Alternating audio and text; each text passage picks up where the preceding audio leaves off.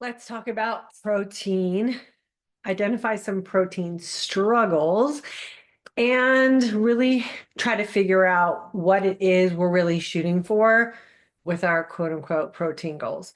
So welcome to today's video. My name is Diane Parham. I'm the creator of the online course and community, the Intermittent Fasting for Today's Aging Woman, as well as our Midlife Mindset Shift course.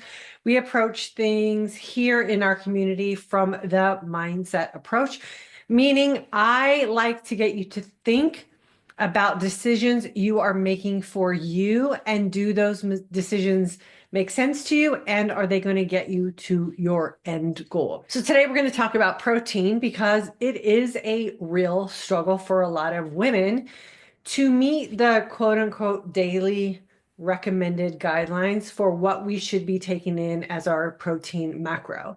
So just for a little quick review, there are 3 macronutrients that we really should be focusing on with our daily nutrition: our protein macro, our fat macros, and our carbohydrates. Fat and protein are our 2 essential macronutrients, and carbohydrates are kind of that where we fill the gap in, or where we should fill the gap in. And a lot of people get that reversed, where unintentionally carbohydrates tend to take the load of our macronutrient intake, and fat and protein tend to be where we fill things in.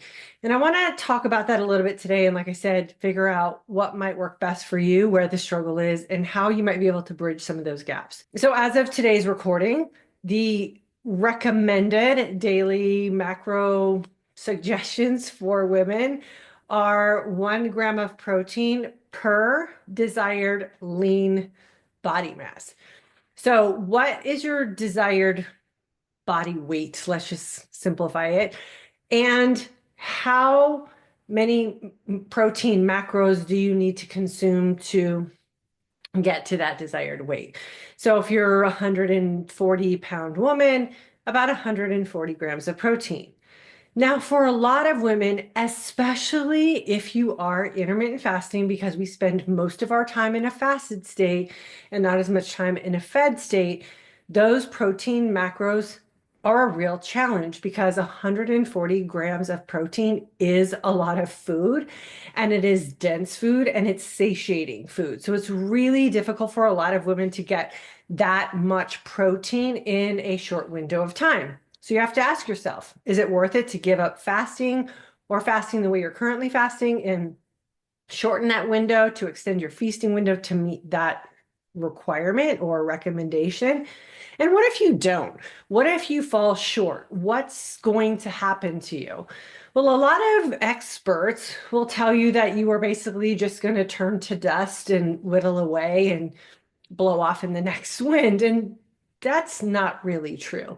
There are a lot of components that come into play when we're talking about muscle mass, muscle retention, building a healthy and strong body.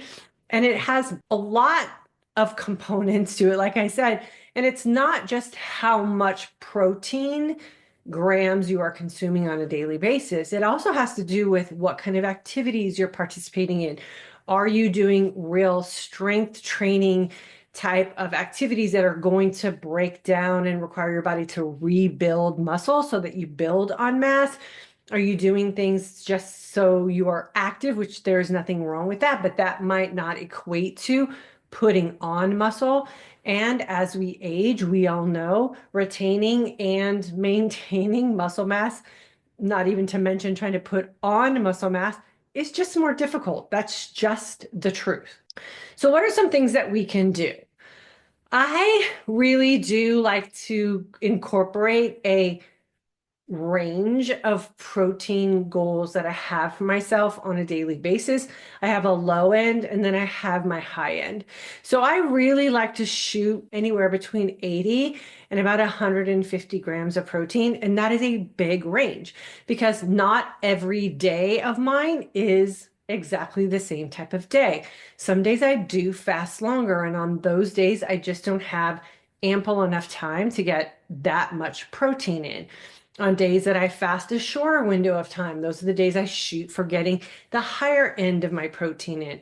And I know that on average, if I am getting an adequate amount of protein in with the low end and the high end days mixed together, then I'm probably going to be okay. I also make sure that I strength train. I think I'm strength training now 4 to 5 days a week in some way, shape, or form, with 2 to 3 of those days per week lifting with a purpose of putting muscle on my body.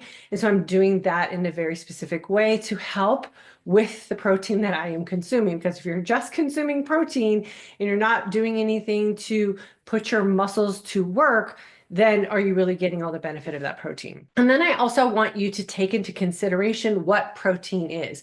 So protein is made up of amino acids, and the amino acids are what we're really after when we're consuming protein.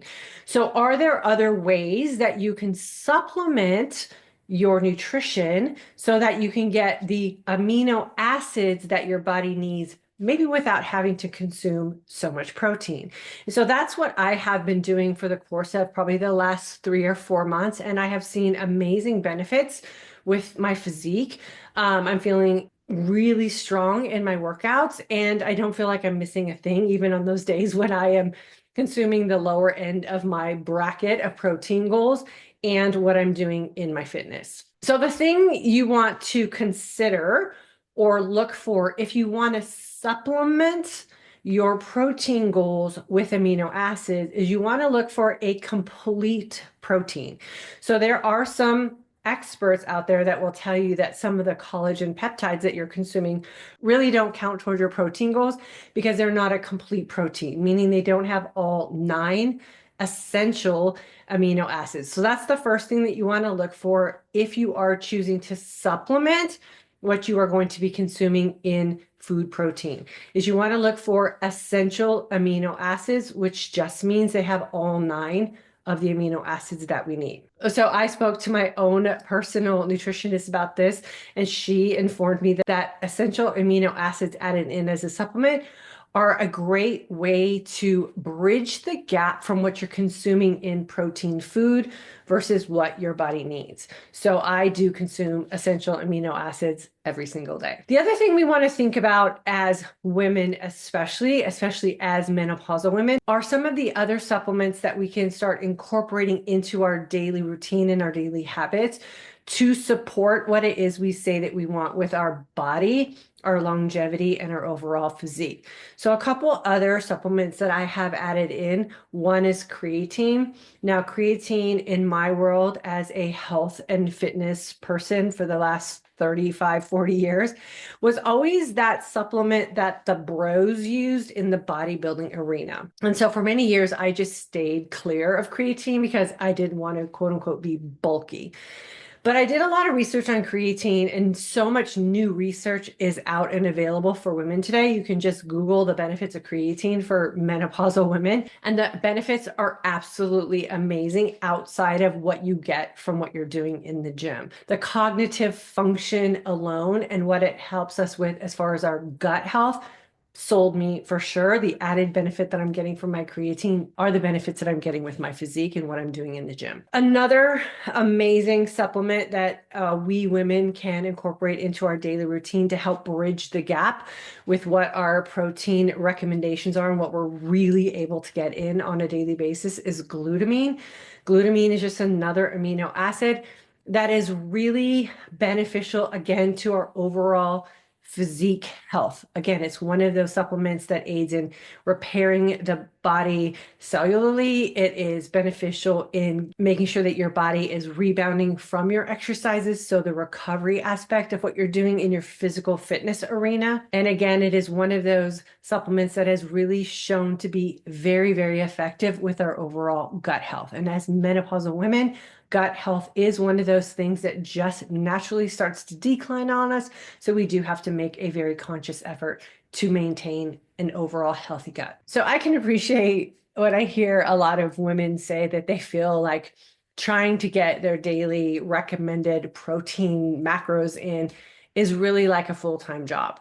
and it's really expensive. If you are one of those women that is feeling that way, I hope today's video is giving you an opportunity to just sort of reframe what your goals are, what you are really comfortable doing, and comfortable by the standpoint of mentally comfortable, physically comfortable, and emotionally comfortable. There's nothing worse than feeling like you have to muck down a bunch of food every single day because of the fear of what could happen if you don't. You are going to be okay if you are generally taking good care of yourself. We do want to make sure that we are getting in our daily movement. You do want to make sure that you are using your muscles, because there is some truth to that. If you don't use it, you will lose it philosophy. So we do want to make sure we are doing some things to make sure we are maintaining our strength and that we're keeping that muscle mass on our body as a protective measure. And then if you can fit it in, I always recommend adding in some supplementation. The three things that I recommended today are amino acids, making sure that they're the 9 essential amino acids. So you are looking for essential amino acids. You want to make sure you're getting some creatine in your body, because it does help with cognitive function. It does help with fatigue. It does help with the energy and the performance that you have when you are working out. And then you also want to make sure that you're looking into some glutamine to see if that might be beneficial for you as well. There are always more than one way to get to our end goal, and supplementation is one of those ways that we can get to the end goal of meeting our protein requirements with not having to eat all that food. I will list below the supplements that I am currently using. They are from a company that are third-party tested. They are NSF certified, so they are safe. They have been tested. And when you get them through the site directly, you get free shipping and a 10% discount. Like I said, everything will be linked down below. If you have any questions, always feel free to reach out to me or leave me a comment below. Protein should not be our biggest struggle in life. If you're feeling like it is, we're just approaching it with the wrong mindset.